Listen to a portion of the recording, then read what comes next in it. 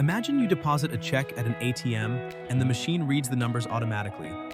How does it recognize those handwritten digits?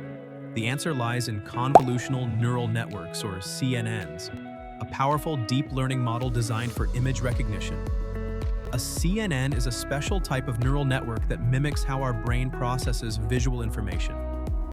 It is widely used in applications like face recognition, medical imaging, and self-driving cars. Let's say a bank needs to recognize handwritten digits on checks. A CNN works in three main steps.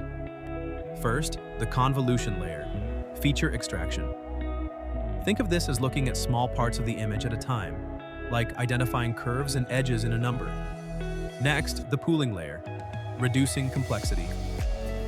To make things faster, CNNs shrink the image while keeping the important details, just like resizing an image without losing clarity. Finally, the fully connected layer, making predictions.